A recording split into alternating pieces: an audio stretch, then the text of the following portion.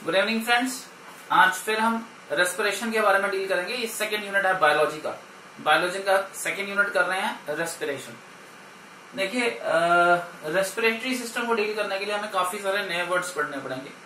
Alveoli क्या होता है, एनारोबिक एरोबिक रेस्पिरेशन क्या होती है, क्रब साइकिल, ग्लाइकोलाइसिस, इन सारे कंपोनेंट्स को हम डिटेल में कवर करेंगे।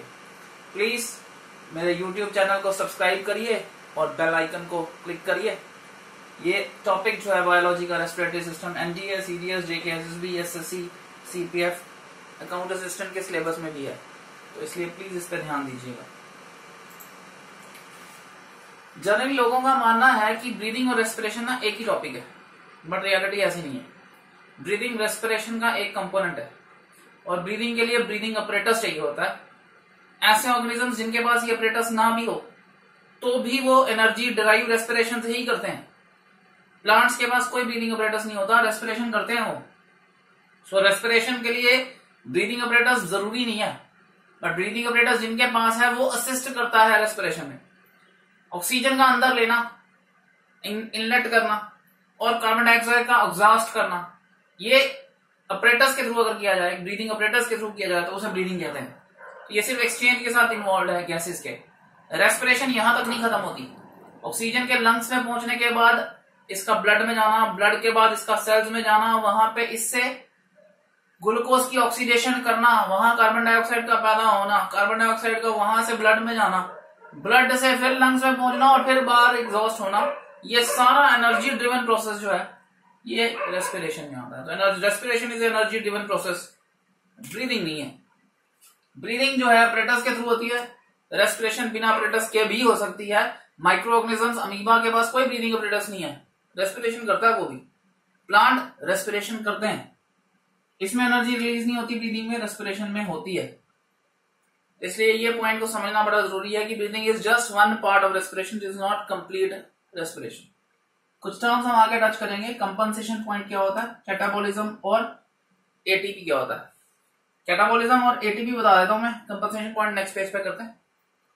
कैटाबोलिज्म क्या है, हमारे बॉडी में हम छोटे बड़े मॉलिक्यूल्स खाते हैं, तोड़ के छोटे किए जाते हैं। इस छोटे करने की प्रोसेस को हम जो है और कैटाबोलिज्म और एनाबोलिज्म बोलते हैं। तोड़ने की प्रोसेस को कैटाबोलिज्म, जोड़ने की प्रोसेस को एनाबोलिज्म। दोनों हमारी बॉडी में इकट्ठे होती हैं तो उनको मेटाबोलिज्म कहा जाता है। तो catabolism, anabolism, metabolism connected words हैं। एटीपी एडिनोसाइन ट्राइफॉस्फेट मॉलिक्यूल हमारा एनर्जी मॉलिक्यूल है। रफली एक ग्लूकोज मॉलिक्यूल में 38 तक मैक्सिमम एटीपी निकल सकते हैं। तो अगर एक ग्लूकोज मॉलिक्यूल कंज्यूम होता है बॉडी के अंदर तो उससे मैक्सिमम अप टू 38 निकलते हैं। 32, 36, 32 के बीच में भी निकल जाते हैं, बट मैक्सिमम 38 तक निकल सकते हैं। कंपनसेशन पॉइंट क्या होता है उसको समझाते हैं। देखिए जी, प्लांट्स जो है जितना बड़ा ऑर्गेनिज्म होगा उतनी रेस्पिरेशन करेगा, जितना उसका बड़ा साइज होगा उतना रेस्पिरेशन करेगा। जितनी रेस्पिरेशन करेगा उतनी ऑक्सीजन कंज्यूम करेगा। सो ये तो एक लेवल पे ही रहेगी। So it is going to be at a level.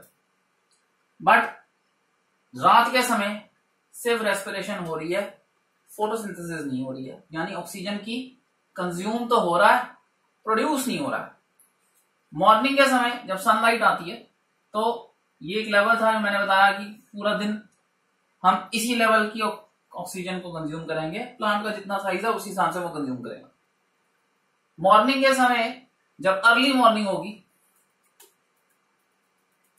तो वो ऑक्सीजन प्रोड्यूस भी करना शुरू कर देगा।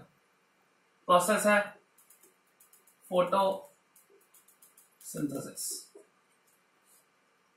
और इसका तो यही लेवल है। इसका लेवल बढ़ता चला जाएगा और एक लेवल ये आएगा जहां पे जितनी ऑक्सीजन ये कंज्यूम कर रहा होगा उतनी ही ऑक्सीजन प्रोड्यूस कर रहा होगा। इस पॉइंट को कंपनसेशन पॉइंट बोलते हैं। सो कंपनसेशन पॉइंट प्लांट की लाइफ में डे और नाइट में एक ऐसा पॉइंट है जहां पे जितनी ऑक्सीजन वो कंज्यूम करता है उतनी ही ऑक्सीजन वो प्रोड्यूस करता है। फिर कंजप्शन तो सेम रहेगी, सनलाइट बढ़ती जा रही है, 11-12 दिन, नून आते आते जो प्रोडक्शन है वो ऑक्सीजन की मैक्सिमाइज हो जाएगी। फिर इवनिंग आनी शुरू हो जाएगी, फिर ये कम होना शुरू हो जाएगी, और फिर ये दोबारा कंपनसेशन पॉइंट पे आ जाएगा। तो एक दिन में 2 बार कंपनसेशन पॉइंट आता है, एक बार मॉर्निंग में, एक बार इवनिंग में। फिर एक घटते घटते वापस जो है 0 पे पहुंच जाएगी। अर्ली मॉर्निंग से अगर आप नाइट में चले जाएंगे तो ये 0 हो जाती है। सो कंपनसेशन पॉइंट प्लांट के एक डेली साइकिल में 2 बार आते हैं। एक मॉर्निंग में जब दोनों का प्रोडक्शन कंजप्शन बराबर हो जाता है, और एक इवनिंग के टाइम जब फिर प्रोडक्शन कंजप्शन बराबर आ जाता है। तो एक consumption point, compensation point connected है वो पॉइंट जहां पे ऑक्सीजन की कंजप्शन एक प्लांट के लिए और ऑक्सीजन की प्रोडक्शन उस प्लांट के लिए दोनों बराबर हो जाते हैं। Very important to know about this point.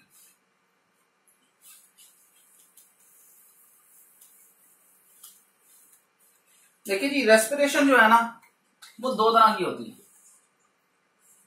एक विद ऑक्सीजन, एक विदाउट ऑक्सीजन। विद ऑक्सीजन को हम एरोबिक रेस्पिरेशन बोलते हैं,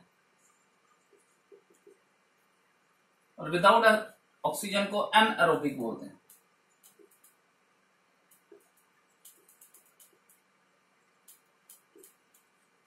एरोबिक और एनारोबिक रेस्पिरेशन में शुरू तो ग्लूकोज के मॉलिक्यूल से ही होते हैं, बट ये C3 का मॉलिक्यूल में कन्वर्ट होता है, इसको पायरुविक एसिड बोलते हैं।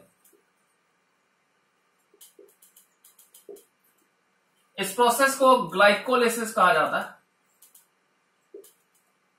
और ये दोनों एरोबिक एनारोबिक के लिए सेम होती है, जहां पे एक ग्लूकोज मॉलिक्यूल एक पायरुविक एसिड में कन्वर्ट हो जाता है। बट पायरुविक एसिड के बाद अगर ऑक्सीजन अवेलेबल होगी तो ये एक प्रोसेस में जाएगा जिसको क्रब साइकिल बोलते हैं, जिसका फाइनल प्रोडक्ट कार्बन डाइऑक्साइड और वाटर है।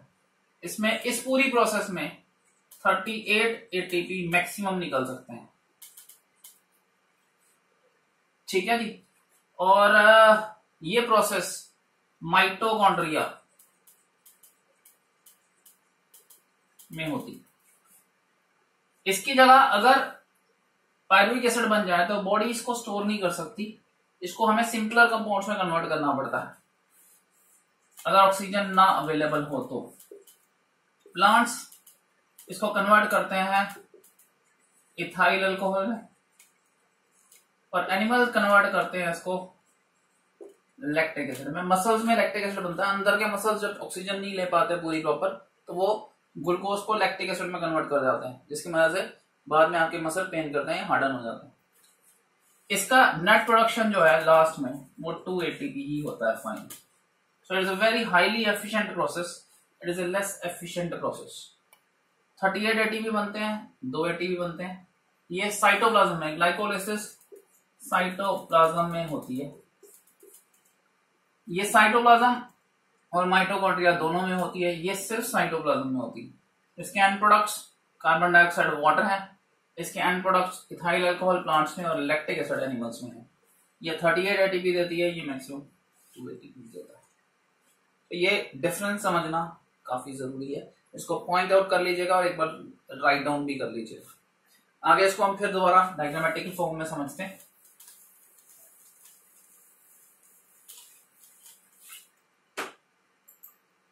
So respiration with oxygen and without oxygen. With oxygen it is called aerobic respiration. Without oxygen it is called anaerobic respiration. 2 ATPs are produced. No Krebs cycle is there. 38 ATPs are produced. 2 stage or 3 stage even. Glycolysis, then Krebs cycle, and then we have the electron transfer chain. So it is divided into almost 3 stages. 2 stages में भी नहीं जाने cover. Respiration glucose का 6 carbon compound होता है, 3 carbon pyruvate में convert होता है। अगर ऑक्सीजन प्रेजेंट हो तो कार्बन डाइऑक्साइड और वाटर एनर्जी मिलती है। ऑक्सीजन की कमी हो या नहीं हो, ह्यूमन मसल सेल में लैक्टिक एसिड बनता है और एनर्जी रिलीज होती है। अगर ऑक्सीजन नहीं हो, यीस्ट वगैरह में, प्लांट्स में, तो अल्कोहल बनता है, कार्बन डाइऑक्साइड और एनर्जी प्रोड्यूस होती है। इस तरह भी हम इस डिवाइड कर सकते हैं, वही है जो मैंने लिखा सिर्फ डायग्रामेटिक फॉर्म में। ह्यूमन रेस्पिरेटरी सिस्टम को पढ़ते हैं। नाक और नॉस्ट्रिल्स, नाक के आगे 2 नॉस्ट्रिल्स हैं, नॉस्ट्रिल्स और माउथ से दोनों से हम हवा खींच सकते हैं। यहां पीछे दोनों पाइप्स जुड़ जाती हैं, नोस्ट्रिल के भी, रेस्पिरेटरी ट्रैक भी और डाइजेस्टिव ट्रैक भी, यहाँ कॉमन हो जाता है। इसको फेरिंग्स बोलते हैं। फेरिंग्स से ये ढक्कन लगा हुआ, इसको एपिग्लॉटिस कहते हैं। ये ग्लॉटिस है, this is glottis, this is epiglottis. ये ढक्कन की तरह काम करता है ताकि फूड जो है वो विंड पाइप में ना जा पाए। उसके बाद ये वॉइस बॉक्स आ जाता है, लैरिंग्स, फिर ये रिंग्स चढ़ जाते हैं गले में। इन रिंग्स का फायदा क्या है? देखिए जी, आपने फ्रूटी की पाइप में देखे होंगे, आप उसको बेंड करते हैं, उसमें रिंग्स होते हैं। आपको याद होगा पुराने जमाने में पहले पतली पाइप आती थी कोल्ड ड्रिंक पीने के लिए, थम्स अप पीने के लिए या दूसरी पीने के लिए, और अगर आप उसमें जोर से कोल्ड ड्रिंक को सक करेंगे तो वो अंदर से कोलैप्स हो जाती थी, जुड़ जाती थी आपस में। तो वही होता हमारे साथ अगर ये रिंग्स नहीं होते।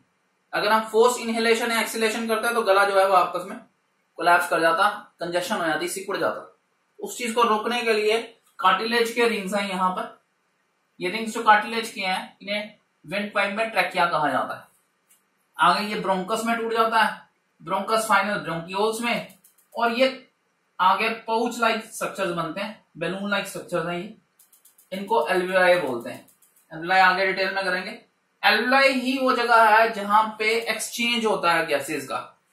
नीचे मस्कुलर स्ट्रक्चर होता है डायफ्राम, ये आपको पुश या पुल करता है, लंग्स को सपोर्ट करता है। जब हमने हवा अंदर खींचनी है तो ये नीचे की तरफ स्ट्रेच आउट होता है ताकि हवा लंग्स को स्ट्रेच किया जा सके, और जब लंग्स को हमने छोटा करना है तो ये ऊपर की तरफ धक्का मारता है ताकि लंग्स का साइज छोटा हो जाए और हवा को बाहर फेंकने में मदद मिले। तो दिस इज डायफ्राम, ये मस्कुलर स्ट्रक्चर है। लंग्स के पार्ट में जो मेजर सीट है दैट इज एल्वियोलाई। तो एल्वियोलाई को डिटेल में करते हैं आगे। देखिए जी, ये एल्वियोलाई है। एल्वियोलाई का मेन काम क्या है? इसमें जो एक कर्ल्स पड़े हुए हैं इसकी वजह से इसका सरफेस एरिया बढ़ जाता है। अब अगर हम स्किन से सांस लेते हैं ना, स्किन से सांस लेने को क्यूटेनियस रेस्पिरेशन बोलते हैं। तो अगर हम स्किन से सांस लेते तो इशू ये होता कि हमारी सरफेस इतनी कम है कि हम एक्सचेंज ही नहीं कर पाते ऑक्सीजन का हमारे साथ, ब्लड के साथ, और अगर एक्सचेंज नहीं हो पाता तो हमें इतनी एनर्जी ट्रांसफर ही नहीं होती, हम काम ही नहीं कर पाते। अर्थवर्म स्किन से लेता है तो आप कितना स्लो चलता है आपने देखा। अर्थवर्म जो रेस्पिरेशन शो करता है उसे क्यूटेनियस रेस्पिरेशन कहते हैं। हमारे में स्पेशल डेवलपमेंट हुई है ऑर्गन की जो कि सरफेस एरिया को बढ़ाता है। सरफेस एरिया के बढ़ जाने से ब्लड और ऑक्सीजन का बीच में जो कांटेक्ट है वो ज्यादा होता है। ये जो एल्वियोलाइज हैं इनमें कर्व्स हैं जिसकी वजह से सरफेस एरिया बढ़ गया। इस सरफेस एरिया बढ़े हुए सरफेस पे ब्लड वेसल्स हैं, सारे सरफेस पे। तो ब्लड वेसल्स जो हैं ये एक पाउच हो गया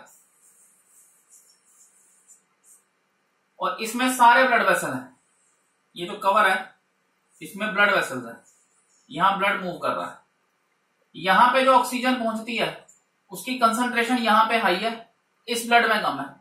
ऑक्सीजन यहां से यहां डिफ्यूज कर जाती है। The diffusion of oxygen from higher concentration to lower concentration. यहां कार्बन डाइऑक्साइड की कंसंट्रेशन ज्यादा है तो कार्बन डाइऑक्साइड यहां डिफ्यूज कर जाती है। तो it is just pure diffusion, no energy is spend in exchange of gases, only the surface area is that much कि हमारे ज्यादा सरफेस होने की वजह से ही ब्लड और ऑक्सीजन आपस में एक्सचेंज, ब्लड जो है उसमें ऑक्सीजन और कार्बन डाइऑक्साइड एक्सचेंज किए जा सकते हैं, और ऑक्सीजन जो है from higher concentration to lower concentration transfer हो जाता है। तो एल्वियोलाई ऐसे काम करते हैं, राइट। अब इसी में से एक और चीज बता देता हूं, जो सिगरेट स्मोकर्स होते हैं उनके साथ क्या होता है। सपोज करते हैं ये एक एल्वियोलाई था, ये दूसरा एल्वियोलाई था।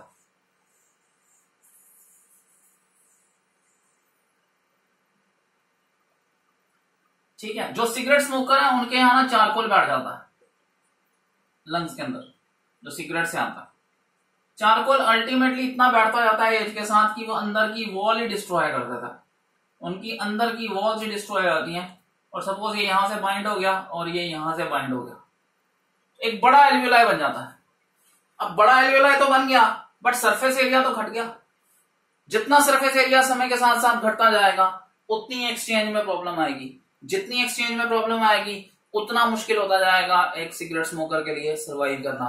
तो this type of a disease is called emphysema. इसको एफिसीमा कहते हैं, याद रखिएगा जी, यहां से कनेक्टेड है, मैंने इसके साथ ही बता दिया।